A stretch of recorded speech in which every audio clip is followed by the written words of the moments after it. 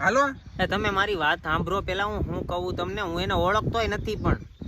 તું ઓળખતો હોય કે ન ઓળખતો હોય, હમણાં થોડીક વાર પહેલા તારા બાપા હારે મારે વાત થઈ વિડીયો કોલમાં. ઈ હોત એની પાસે ફોન જ નથી પણ. તારા ગામનો જે સરપંચ રહ્યો ને ઓલો નાથો, હા એ મારો નાનપણનો ભાઈબંધ છે. તો શું થઈ ગયું? તારું ખાલી મેં નામ દીધું ને તારા બાપાની ડિટેલ દીધું ને તો ઓલો સીધો ઘરે જઈને એના ફોનમાંથી મને વિડીયો કોલ કરાવ્યો. એટલે તમે કઈ કીધું નથી ને એને?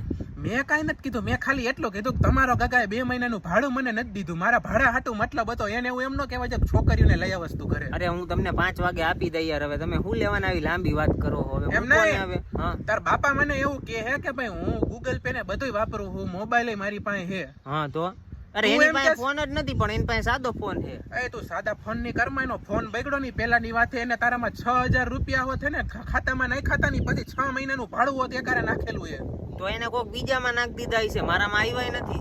તું ખોટી બીજી ત્રીજી રહેવા દે. તારા બાપાએ મને સ્ક્રીનશોટ મોકલો તારા જ ખાતામાં આવેલા. હમણાં તારા બાપાને ફોન કરીને કહું કે છોકરી વાંચ પૈસા વાપરતો લાગે છે. આ પણ મારા ખાતામાં નથી આવ્યા. તો એને ફોન લીધો મને કીધું નથી એને. તો તું ભાઈ તો મને રમણમાં તારા બાપાને મેં અહીંયા બોલાવી લીધા. હમણાં હાંજે 5 વાગે આવે ને એટલે બે ભેગા જ આવી. હો મુક ફોન હવે. આ તમારે એને નથી બોલાવા. હું તમને આપી દઈ પૈસા. 5 વાગે કીધું તો ખરા તમને. 2 મહિનાનું ભાડું આપી દઈ યાર. મૂકો ને હવે. તારા બાપાને મેં નહોતા બોલાવ્યા, સામેથી બોલ્યા હું આવું ને હમણાં હું એક ફડાકો મારીને એટલે મારો ગગો બધું સાચું કહી દે.